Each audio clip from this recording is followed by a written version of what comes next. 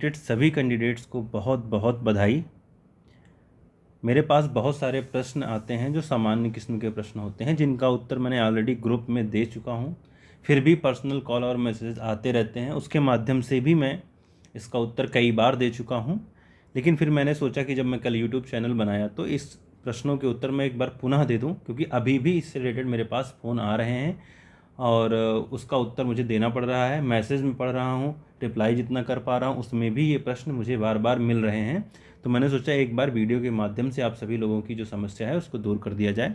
तो कुछ प्रश्न जो हैं 7-8 प्रश्न हैं, मैं उनको ले रहा हूँ। जैसे अटेस्टेशन फॉर्म और एंटीसीडेंट फॉर्म में क्या डिफरेंस है, मेडिकल सर्टिफिकेट, क्या क्या डॉक्यूमेंट्स लेके जाना है, फ़ोटो कैसी होनी चाहिए, कास्ट वैलिडिटी सर्टिफिकेट क्या है, police verification, provisional degree, extension, transfer हो सकता है या नहीं हो सकता है।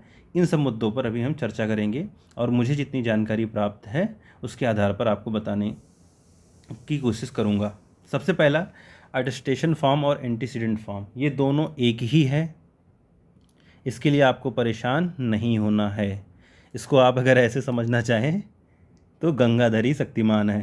तो यानी दोनों जो है वो एक ही है। जो आपको अटेस्टेशन फॉर्म मिला है उसी को आपको भरना है, वही एंटीसीडेंट फॉर्म भी है।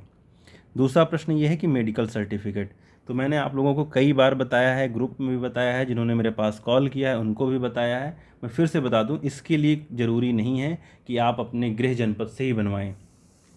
भारत के किसी भी राज्य के किसी भी सरकारी जिला अस्पताल से आप बनवा सकते हैं, कोई दिक्कत नहीं है। बस इतना याद रखना है कि जो हस्ताक्षर या स्टैंप हो सीएमओ या सीएमएस के ही हों। अगर इन दोनों के नहीं है तो वो उस समय जो भी उस हॉस्पिटल का सुपरिटेंडेंट होगा, यानी जो अधीक्षक होगा, उसकी सिग्नेचर या स्टैंप लगेगा, या जिसको वो चार्ज मिला होगा उसकी लगेगा, मतलब उसका लगेगा या उसकी लगेगा, जो भी मेल या फीमेल में होंगे। तो अब इसका समस्या का समाधान होगा, यानी कि आप अंडमान निकोबार में भी जाके बनवा लीजिए, वो भी वैलिड है। तो अब इस बार जो समस्या बार बार लोगों को आ रही है कि हम अपने होम डिस्ट्रिक्ट से ही बनवाना है क्या, तो ऐसी कोई बाध्यता नहीं है। आप पूरे भारत में किसी भी जिला अस्पताल से बनवा सकते हैं।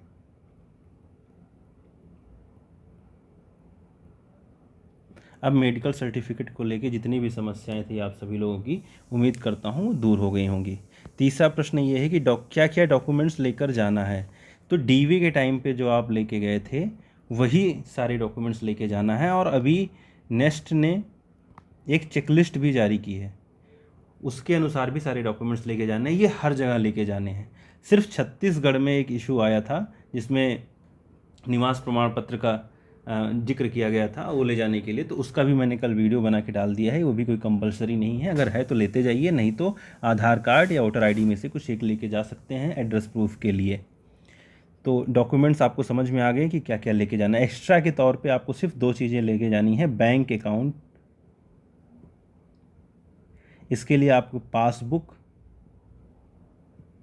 ये है तो ठीक, नहीं है तो आपको एक ब्लैंक चेक लेके जाना है। इसको जैसे मान लीजिए ये चेक है, तो इसको आप ऐसे बीच में 2 लाइन खींच के इसमें लिख सकते हैं कैंसल्ड करके।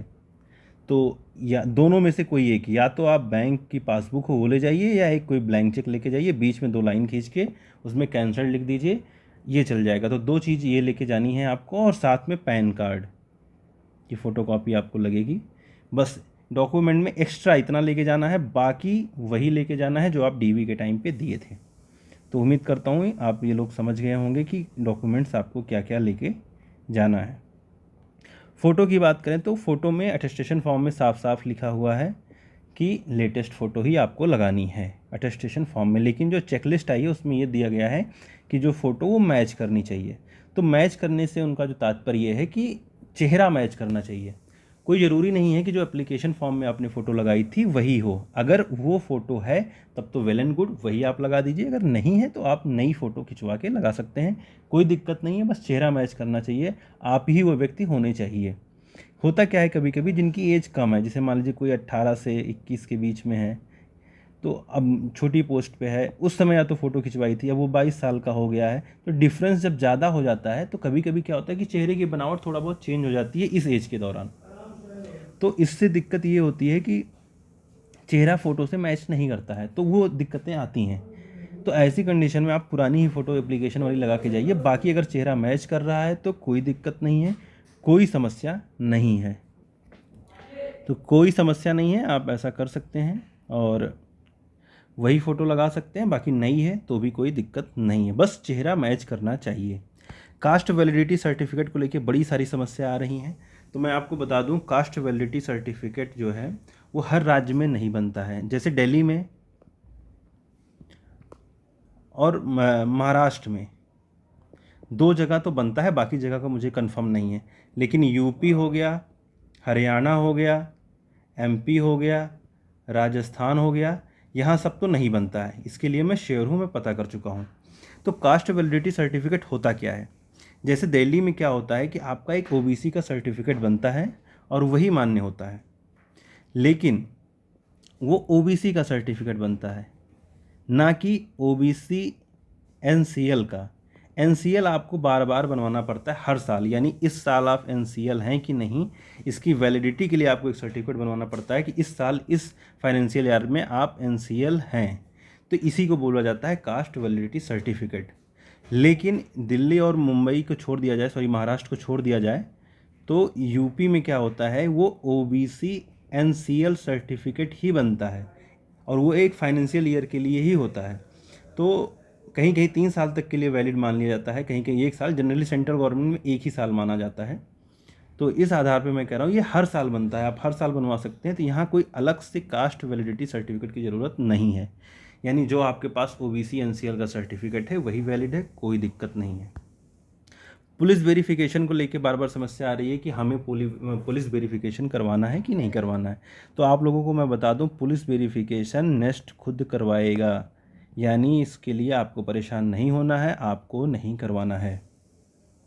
ये आपके लिए नहीं है, ये नेस्ट ये हर संस्था कराती है, जहाँ भी आप जॉब करते हैं वो वही करवाता है, ये आपको नहीं करवाना होता है। प्रोविज़नल डिग्री के लिए बहुत सारी दिक्कतें आ रही हैं। तो जिन्होंने अप्लाई किया था उनकी ओरिजिनल डिग्री आ गई तो वो लगा दें। जिनकी नहीं आई है तो ये 6 मंथ की वैलिड होती है। 6 मंथ से पुराना है तो नया बनवा लीजिए, और नहीं तो पुराना है 6 मंथ के लिए लग जाता है। लेकिन दिक्कत ये होती है कि कुछ कुछ यूनिवर्सिटीज़ ऐसी हैं जो डिग्री 2 या 3 साल बाद देती हैं, तो वो कैंडिडेट्स नहीं लगा सकते हैं। तो उनके लिए विकल्प ये है कि आप अपनी यूनिवर्सिटी में जाइए और जो यूनिवर्सिटी में एग्जामिनेशन कंट्रोलर होते हैं उनके लेटर पैड पे ये लिखवा दीजिए कि हमारे यहाँ 2 साल 3 साल या जो भी आपके यहाँ फॉर्मेट है उससे पहले आपको डिग्री नहीं मिलती है। ये लिखवा के आप डॉक्यूमेंट्स के साथ लगा दीजिए, कोई दिक्कत नहीं होगी। उतने साल तक के लिए आपको रिलैक्सेशन मिल जाएगा और जब आपकी डिग्री इशू होगी ला के जमा कर दीजिएगा। एक्सटेंशन से रिलेटेड मैं बार बार बता चुका हूँ, इसके लिए आपको अपनी स्टेट सोसाइटी से और नेट से संपर्क करना होगा। एमपी के लिए मैंने बता दिया है वीडियो में कि कैसे क्या प्रोसेस है, बाकी अलग अलग स्टेट के लिए अलग अलग है, कहीं कहीं एक्सटेंशन मिल रहा है कहीं नहीं मिल रहा है, तो इसके लिए आपको यहाँ से और यहीं से ही संपर्क करना पड़ेगा।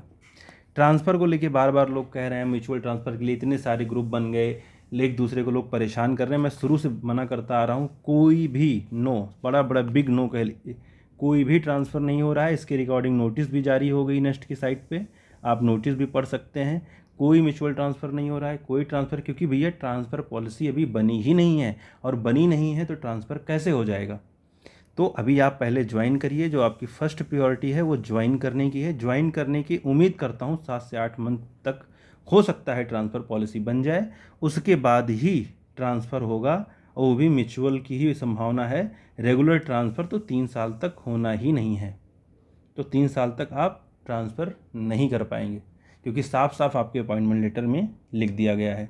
तो म्यूचुअल ट्रांसफ़र में भी 7-8 महीने बाद पॉसिबल हो, मे बी, गारंटी नहीं है।